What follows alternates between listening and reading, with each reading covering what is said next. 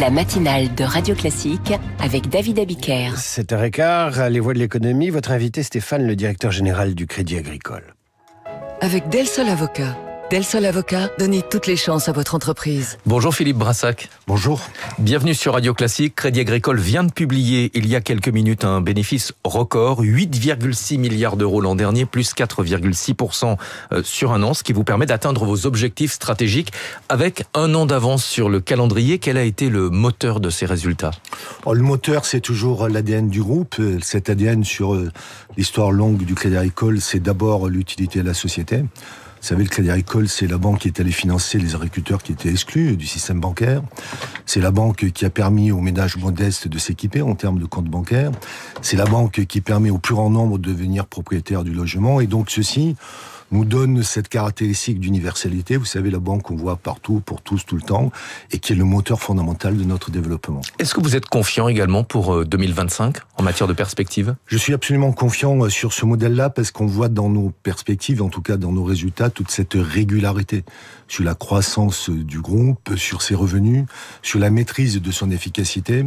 Et depuis maintenant 10 ans, ayant affronté le Brexit, les gilets jaunes, le Covid, la guerre en Ukraine, on voit bien que notre modèle est résilient à ce type de choc. Vous allez quitter la direction du Crédit Agricole dans quelques mois, au mois de mai, après 10 ans passés à la tête du groupe. Votre bilan, c'est notamment la forte progression des résultats de l'entreprise. Quelle est la recette, j'ai envie de demander ? Une nouvelle fois, nous sommes un groupe d'entreprises, un groupe de banques au pluriel, notamment avec des caisses régionales du Crédit Agricole qui sont de vraies banques. Toutes les performances sont collectives.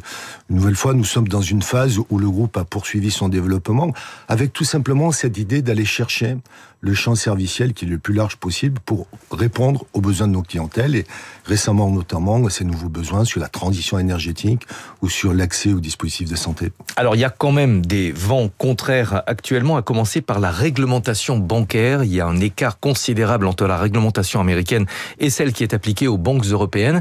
Et l'écart pourrait encore s'accentuer puisque Donald Trump a prévu de déréguler encore plus le secteur bancaire. Comment est-ce que les banques en Europe vont pouvoir résister à cette différence de compétitivité ? Il y a surtout un écart sur les modèles en tant que tels. Vous savez, aux États-Unis d'Amérique, l'économie est surtout financée par les marchés parce que les fonds de pension sont très importants, plutôt que par les crédits et les bilans bancaires. Et il va de soi que si votre réglementation mondiale, elle favorise plutôt les marchés que les bilans bancaires, c'est quelque chose qui nous pénalisera puisque nous n'avons pas de fonds de pension en Europe et donc ceci peut être adverse aux banques européennes et surtout au financement de l'économie. Mais c'est exactement la même chose sur quelque chose à laquelle les Français tiennent beaucoup, qui est le crédit immobilier taux fixe long chez les Américains. Le crédit immobilier, c'est du taux révisable, c'est attribué sur la valeur du gage, c'est immédiatement titrisé sur les marchés, alors que dans les banques françaises, c'est le crédit immobilier taux fixe long, accordé sur les revenus, la capacité de remboursement est maintenue dans les bilans. Donc, l'enjeu, c'est pas tellement de savoir si les Américains appliquent telle ou telle réglementation, c'est surtout que l'Europe se mette enfin à fabriquer des réglementations qui induisent les modèles de financement qu'elle souhaite. Est-ce que vous avez le sentiment que, en Europe, les dirigeants ont conscience de la nécessité de faire évoluer la réglementation ? Je pense surtout qu'il y a une prise de conscience salutaire qui est que l'Union européenne doit se compléter.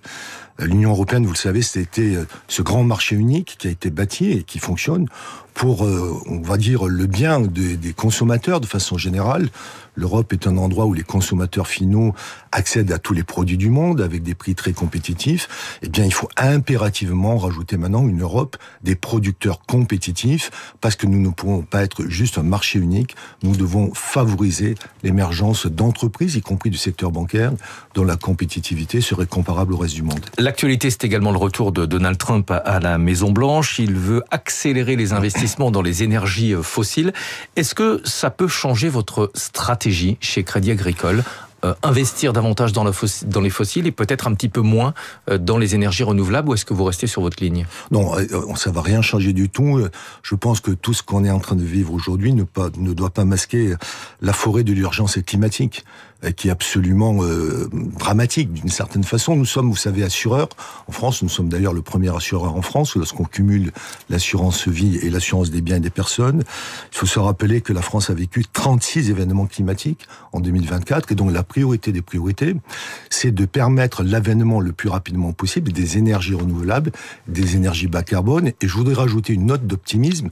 Quoi que décide l'administration Trump aujourd'hui, le développement des énergies renouvelables, c'est de plus en plus important dans le monde. Plus de 600 gigawatts d'énergie renouvelable ont été installés dans le monde l'année dernière. Ça ne fait que croître. Nous sommes à un parc de 5000 gigawatts. Pour donner un ordre de grandeur, le parc nucléaire français, c'est à peu près 80 gigawatts. Et donc, le mouvement est vraiment enclenché en Chine, en Inde, dans les pays du Golfe. Et donc, pour nous, les énergies renouvelables, c'est fondamental pour la planète et c'est surtout un axe de développement très fort. Donc, ce serait une erreur pour l'Europe et pour les banques européennes de faire marche arrière sur la transition écologique. Je pense que personne ne fera marche arrière en l'occurrence. Dans quelques jours, nous allons célébrer, c'est peut-être pas le mot le plus approprié, les 3 ans de la guerre en Ukraine. Vous revenez d'Ukraine, vous avez choisi de rester présent dans le pays malgré la guerre. Nous avons une banque, Crédit Agricole Ukraine, avec 2400 collaborateurs, qui a continué à fonctionner au premier jour, dans des conditions très éprouvantes, mais qui a fonctionné, qui est rentable, qui finance l'économie, et qui donc fait face à tout ce contexte-là. Il faut évidemment avoir en tête qu'en Ukraine, il y a une guerre effroyable sur le front de l'Est.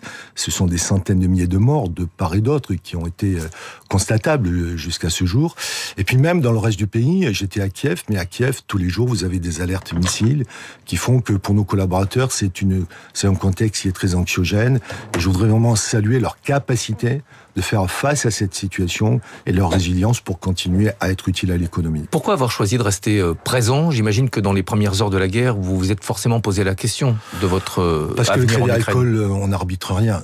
Je l'ai dit, on est partout, pour tous, tout le temps, et c'est probablement... Vous savez, on dit souvent qu'une banque, dans le modèle relationnel, doit être présente dans les bons et les mauvais moments. Là, c'est pour de vrai. Si dans une situation comme cela, nous avions choisi de partir, ça aurait été exactement le contre-message de notre ADN. Nous sommes présents pour le développement de l'Ukraine, comme nous le sommes en France ou en Italie, et nous sommes restés présents dans ces très mauvais moments qui, j'espère, vont quand même finir par s'arrêter. Un dernier mot concernant le ralentissement économique constaté en France, en Allemagne et dans l'ensemble de l'Union européenne. Est-ce que ça vous inquiète, ce ralentissement ? En fait, nous sommes dans une situation que je qualifierais de marécageuse. Il n'y a pas de récession, il n'y a pas non plus de forte croissance. Je trouve qu'on est plutôt dans le doute de façon générale pour les investisseurs, pour les entrepreneurs, pour les consommateurs.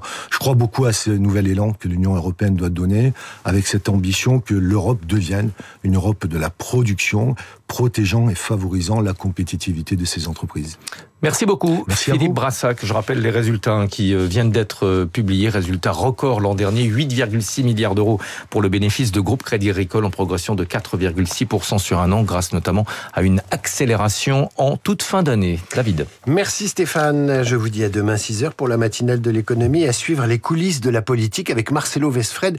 Pourquoi Marine Le Pen devrait-elle renoncer à censurer dans l'immédiat le gouvernement Bayrou ? Mais tout de suite, on censure les fautes de français avec Karine Dijoux.